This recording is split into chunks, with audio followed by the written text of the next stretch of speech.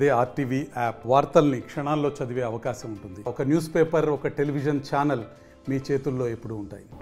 Bus stand దగ్గర vehicle checking చేస్తున్నప్పుడు అక్కడ స్కూటీ పైన డొంక నరసింహ అనే అతను ఎటువంటి కాగితాలు లేకుండా వెళ్తున్నాడు.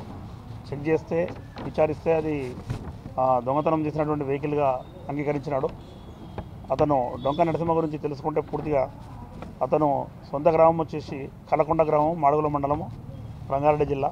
ప్రస్తుతము మునుగోడు మండలం వెల్మకన్న గ్రామంలో అత్తగారింటి దగ్గరికి వచ్చేసి ఉంటూ గతంలో అతను హైదరాబాద్ పోలీస్ స్టేషన్ పరిధిలో ఉన్నటువంటి గ్యాస్ సిలిండర్లు దొంగతనం చేసి కేసులో చర్లపల్లి జైలుకు వచ్చి బెయిల్ పైన వచ్చిన తర్వాత మన దగ్గర ఉన్నటువంటి నల్లగొండ, మునుగోడు, చౌటుప్పల్, మళ్ళీ హైదరాబాద్ చుట్టుపక్కల కూడా ఈ మోటార్ సైకిల్ దొంగతనం చేసి ఇక్కడ మన దగ్గర ఉన్నటువంటి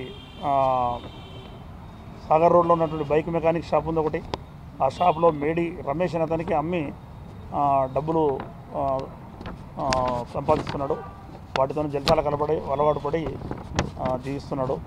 ఈ సందర్భంగా అతన్ని అరెస్ట్ చేయడం జరిగింది.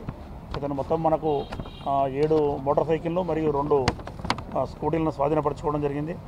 మొత్తం విలువ దాదాపు 5 లక్షల వరకు ఉంటుంది వీటిది.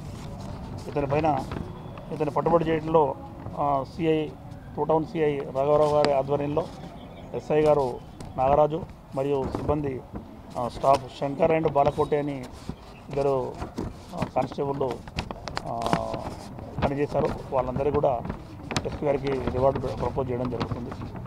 Thank you. మరిన్ని వీడియోస్ కోసం ఛానల్ ని సబ్స్క్రైబ్ చేయండి. లేటెస్ట్ అప్డేట్స్ కోసం వాట్సాప్ ఛానల్ ని ఫాలో చేయండి. అండ్ లింక్ డిస్క్రిప్షన్ లో ఉంది.